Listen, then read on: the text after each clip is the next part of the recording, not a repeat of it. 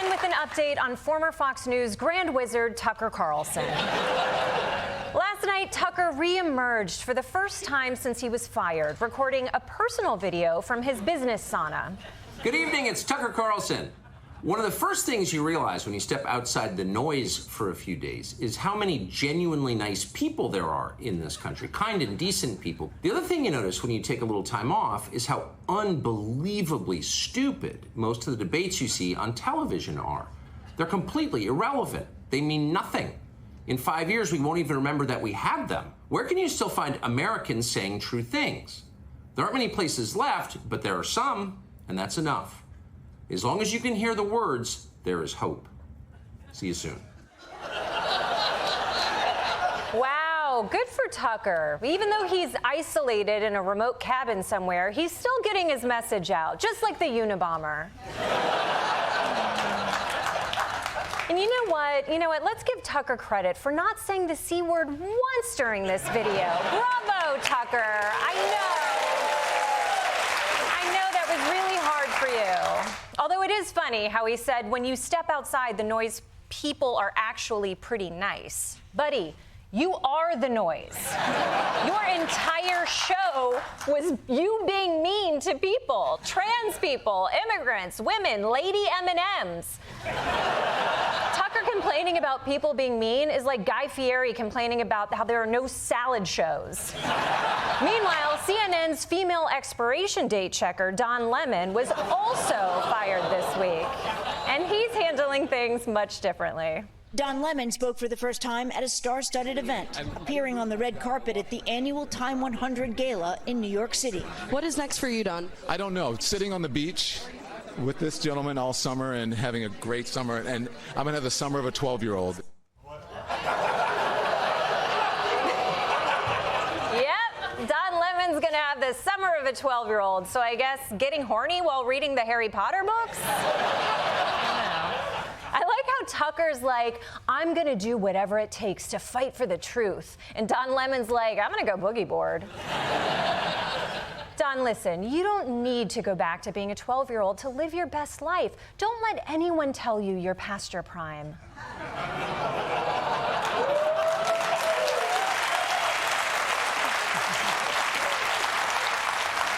Let's move on to Washington, D.C., where Congress yesterday held hearings on COVID school closings with testimony from Teachers Union President Randi Weingarten. And I think we can agree that this is an entirely reasonable subject for rational debate. That is, of course, unless QAnon Karen is involved. Ms. Weingarten, are you a mother? I am a mother by marriage. By marriage, I see. And my wife is here with me, so I'm really glad that she's here. What I'd like to talk about is your recommendations to the CDC as not a medical doctor, not a biological mother, and really not a teacher. People like you need to admit that you're just a political activist, not a teacher, not a mother, and not a medical doctor. Jesus, what the hell was that about? Listen, Marjorie, you don't get to decide who's a mother or not. That job exclusively belongs to gay men on TikTok.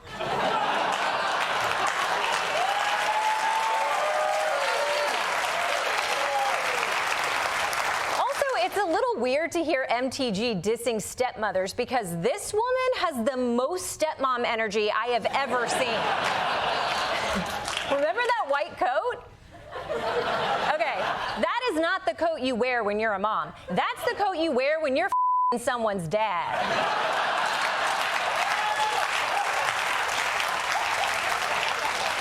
And finally, you may have noticed that air travel has been kind of a shit show lately, between unruly passengers, delays, long security lines, thanks to the TSA's policy of finding every dildo. Well, not every dildo.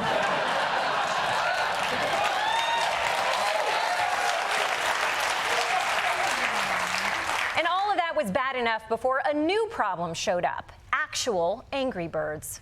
4 dramatic bird strikes over Texas, all within 24 hours, forcing planes packed with passengers to turn around. Listen as pilots on a United flight from Houston to Santiago, Chile, describe it right after takeoff. We are declaring the emergency for the bird strike place. 2 other flights, an American Airlines flight from McAllen to Dallas and a Southwest flight from Houston to Corpus Christi, all colliding with birds. These strikes come after that terrifying incident over the weekend. Mayday, mayday, mayday. We had a bird strike and an engine failure.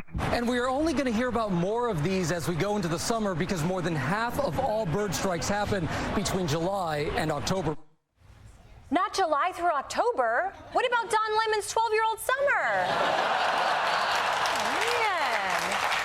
Okay, birds flying into planes, that's terrifying. But I kind of get it. I just watched the Avatar sequel on a flight, and I also wanted to throw myself into a jet engine. The question is, how can we make the skies safer? To get every perspective, we turn to our news team. Starting with our very own Dulcé Sloan. Dulcé, what can be done about the bird strikes? Oh, nothing. Look, this is survival of the fittest, baby girl, okay? If a bird can't see or hear a 747, it's time for that bird to meet Bird Jesus.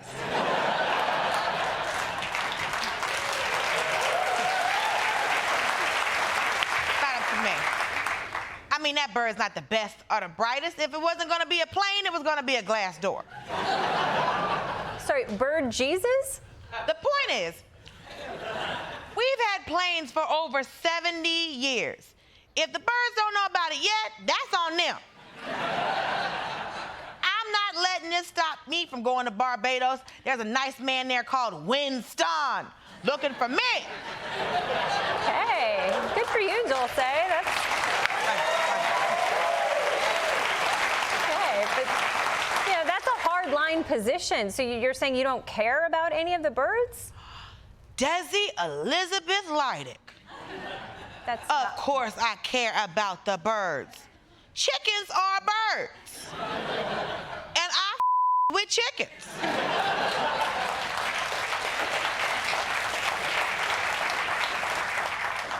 Because they know their place, and that place is in a sandwich. Fair point, fair point. Now we turn to the forest with our very own Jordan Klepper.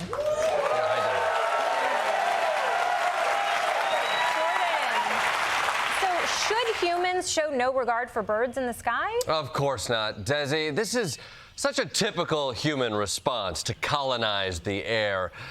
First, we appropriate bird culture by flying into their home uninvited. We mock their bird ethnic cuisine by eating our little nuts in a bag. And then tell them they're not welcome? No, I will not be co-opting avian spaces. The Wright brothers? Ha! More like the wrong brothers. If you want to get to Houston, just do what I do. Hop on an e-bike, boom. 30 days later, you're there. Wow, okay. So, you're clearly Team Bird. Interesting. Well, let's turn to Roy Wood Jr. Roy...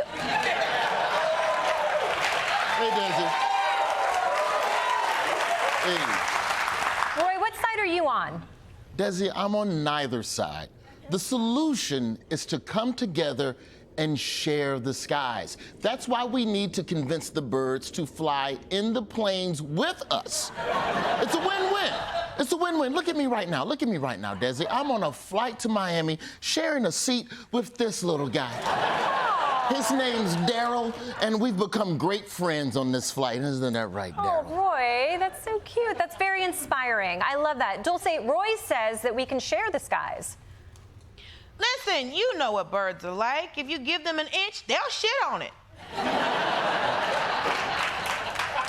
Now, I don't trust animals that poop white. I mean, is this how you make white out? No. Does anybody know what white out is? Don't know. I didn't think so. Okay. I don't know about that. But Jordan, what do you think? No, that's not how they make whiteout. Frankly, the only upside to humans in the sky is that we might die. That's when we're reminded we are alive. Desi, I'm gonna tell you a story. A while ago, before I was versed in the oppressive structures of aerodynamics, I was on a flight that was hit by a bird strike, and I thought I was going to perish. And while the plane was going down, I called a girl I had a crush on in high school and told her I loved her. Oh, wow, that's a really sweet story. Well, my wife didn't think so. Neither did Tanya or her husband. By the time I landed, 2 marriages were in shambles. That's why man doesn't belong in the sky, Desi. It will only end in tears in 3 months in a Buffalo Airport La Quinta Inn.